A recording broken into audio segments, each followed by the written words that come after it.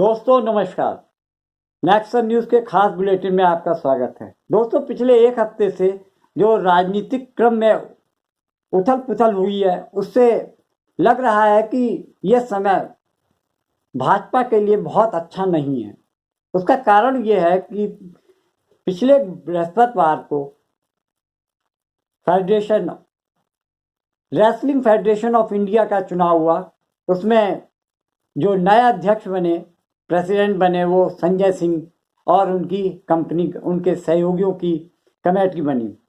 उसको लेकर जो उनके फेडरेशन के तहत खेलने वाले खिलाड़ी, खास तौर से ओलंपिक पदक विजेता साक्षी मलिक, विनेश फोगाट और उनके साथी, जिन्होंने पूर्व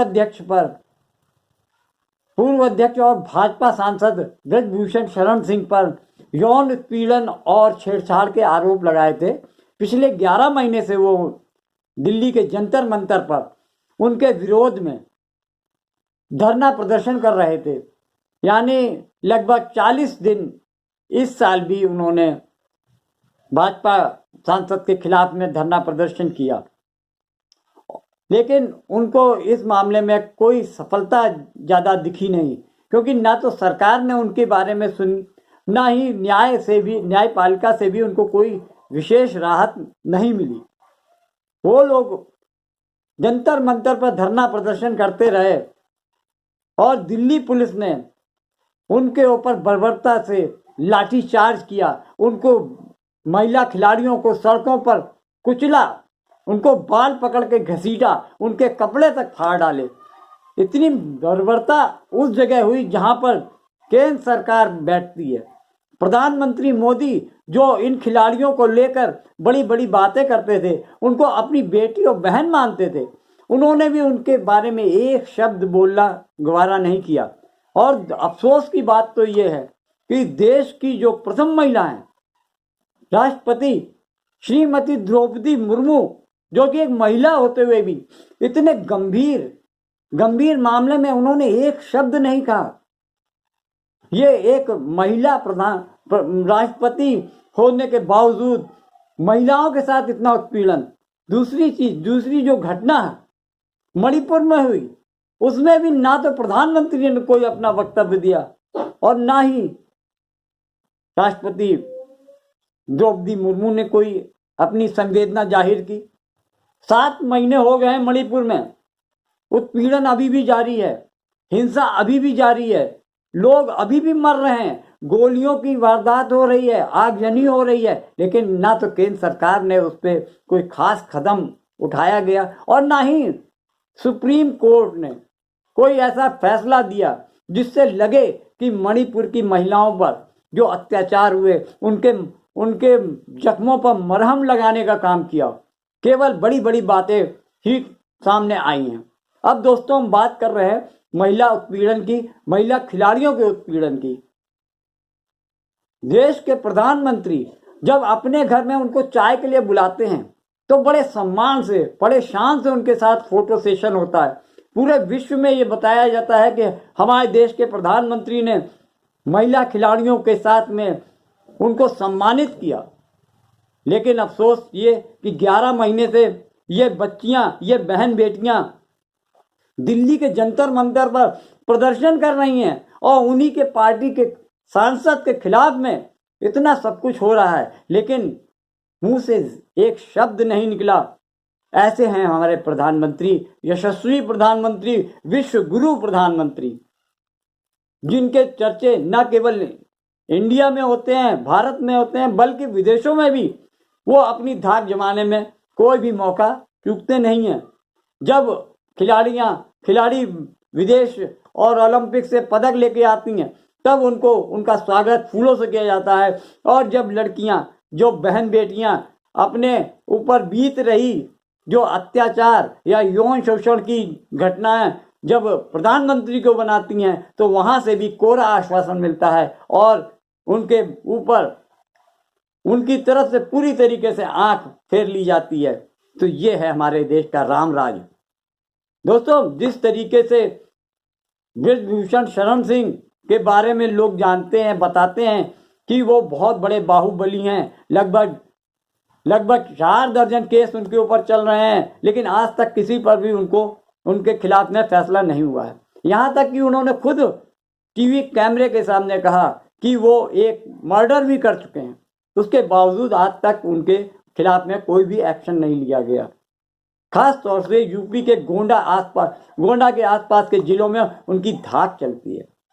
6 बार के भाजपा के सांसद रह चुके हैं, बाहुबली के रूप में जाने जाते हैं, उनसे जल्दी से कोई भी टक्कर लेने की सोच भी नहीं सकता है। वो ब्रजभूषण शरण सिंह से भाजपा इतनी घबराई हुई क्यों है? क्या उनको भाजपा को ये लग रहा है कि यूपी में अगर ब्रजभूषण शरण सिंह के खिलाफ में अगर वो कदम उठाते हैं तो उनको आगामी आने वाले चुनाव में नुकसान हो सकता है? दोस्तों, हाँ, यही एक बात है कि ब्रजभूषण शरण सिंह जैसे बाहुबली को नाराज नहीं करना चाहते हैं, लेकिन अब उनके सामने करो या मरो की स्थिति आ गई है। उनको लग रहा है कि देश की 2 बड़ी घटनाएं, यानी एक तो मणिपुर वाली घटना और दूसरी तरफ जो महिला खिलाड़ियों के साथ यौन उत्पीड़न का मामला जुड़ा है, उसको लेकर उनको शंका हो रही कि आने वाले चुनाव में कहीं महिलाओं के वोट उनकी तरफ से छिटक ना जाए। पिछले आम चुनावों में देखा गया कि भाजपा को महिलाओं के बहुत सारे वोट, उनको बहुत भारी संख्या में वोट उनके पार्टी के प्रत्याशियों को मिले और उन्होंने आशा के अनुरूप उससे भी ऊपर जाकर प्रत्याशियों को जिताया। प्रधानमंत्री मोदी तीसरी बार फिर से सत्ता पे काबिज होने के लिए सपना देख रहे हैं और ब्रजभूषण शरण सिंह उनकी राह में अब रोड़ा बनते नजर आ रहे हैं। जिस तरीके से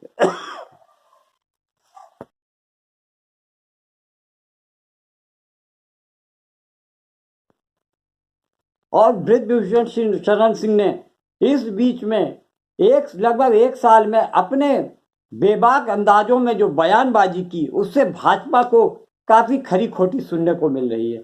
सोशल मीडिया पर ब्रजभूषण शरण सिंह के बारे में और भाजपा को लेकर काफी टीका टिप्पणियां हो रही हैं। भाजपा को इससे बहुत भारी नुकसान होता दिख रहा है और ब्रजभूषण शरण सिंह ने जब अभी हाल में चुनाव जीता, उनके सहयोगी संजय सिंह को जब अध्यक्ष चुना गया तो उन्होंने उससे ट्विटर पे लिखा कि दबदबा था और दबदबा कायम रहेगा।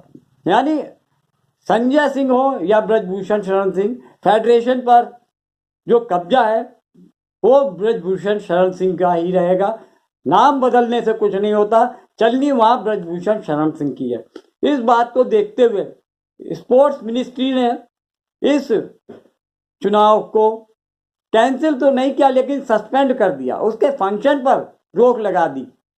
यानी एक इतनी महीन सी चाल चली भाजपा ने कि लोगों को लगे, पहलवानों को लगे कि बहुत बड़ी कार्रवाई की गई है, लेकिन कार्रवाई केवल नाम दिखावा है, जो कि ना तो उन्होंने चुनाव को सस्पेंड किया है, उन्होंने केवल फंक्शन को रोका है कि आप फंक्शनिंग नहीं करेंगे। यानी चुनाव होने के बाद वो फिर से अपने ढर्रे पे आ जाएंगे कि जैसे कि 4 महीने के बाद फेडरेशन पर संजय सिंह ही काबिज रहेंगे और उनके जरिए भाजपा के जो सांसद हैं ब्रजभूषण शरण सिंह उसमें पूरी तरीके से हावी रहेंगे।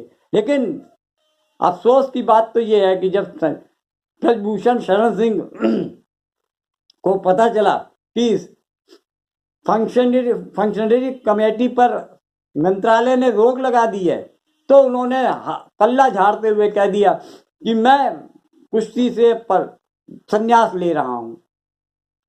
यानी अभी उन्होंने सिर्फ पहले 2 दिन पहले वो फूल माला पहनकर घूम रहे थे और 2 दिन के अंदर ही उन्होंने कह दिया मैं कुश्ती से संन्यास ले रहा हूं। ये होता है नेता का जो चरित्र होता है वो सामने आ गया है।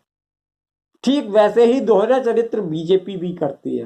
वो चुनाव के वक्त गधे को भी बाप बनाना जानती है। उसे मालूम है कि यूपी में इसमें परिस्थितियां बहुत अच्छी नहीं हैं। उन्हें जो पिछली बार चुनाव में 62-64 सीट मिली थी। इस बार उनको लग रहा है कि इसमें से भी 30 से 40% सीटों पर उनके लिए खतरा है। और जो 19 वाली बात, 2014 और 19 वाली बात अब देश में कहीं नहीं गया। ये कहना गलत है कि मोदी मैजिक में या मोदी की लहर चलेगी और एक बार फिर से यूपी में 80 में 75 सीट भाजपा को मिल जाएगी। दूसरी तरफ आपके एनडीए गठबंधन भी पूरी ताकत झोंके पड़ा है। किसी तरीके से यूपी में भी जो बहुत सारे दलों का जो समावेश हुआ है वो भी अपनी छाप छोड़ेगा। तो ये उम्मीद लग रही है कि अब यूपी में 40 सीट मिल जाए भाजपा को तो बहुत बड़ी बात है। ये बात दूसरी है कि पीएम मोदी हर मीटिंग में अपने आप को इस तरीके से साबित कर रहे हैं कि आने वाले समय में वो 80 में से 75 सीट निकाल ले जाएंगे, लेकिन कहना और करने में बहुत अंतर होता है। कथनी और करनी में जब जमीन पर उतरते हैं तब मालूम चलता है कि सामने क्या स्थिति है। अब बात करते हैं ब्रजभूषण शरण सिंह की। ब्रजभूषण शरण सिंह को भाजपा चुनाव के आसपास ही किनारे लगाएगी। अब ये विषय उठ रहा है कि भाजपा ब्रजभूषण शरण सिंह को टिकट देती भी है कि नहीं। जैसा कि पिछले दिनों भाजपा ने ये मीटिंग करके विचार विमर्श किया कि अब वो 2 बार से अधिक के सांसदों को टिकट इस बार नहीं देगी। आने वाले समय में वो भाजपा युवा चेहरों को अपने संसद में लाने का प्लान कर रही है। इससे 2 फायदे होंगे। एक तो पार्टी पर तो कब्जा बनेगा ही, मोदी और शाह का कब्जा बना रहेगा। दूसरी तरफ सरकार में भी जो सांसद आएंगे वो केवल मोदी और शाह को ही अपना अन्नदाता समझेंगे, यानी गॉड फादर समझेंगे और उनके मुकाबले में आने की कभी बात सोचेंगे नहीं। और इस तरीके से दूसरी तरफ वो जितने भी सीनियर बीजेपी नेता हैं उन सबको भी साइड लाइन लगा देगी। दोस्तों, आज के वीडियो में इतना ही। मेरा वीडियो कैसा लगा आप मुझे ज़रूर बताएं, और अभी तक आपने चैनल सब्सक्राइब नहीं किया है तो हमारा सहयोग सब्सक्राइब करके करें। नमस्कार।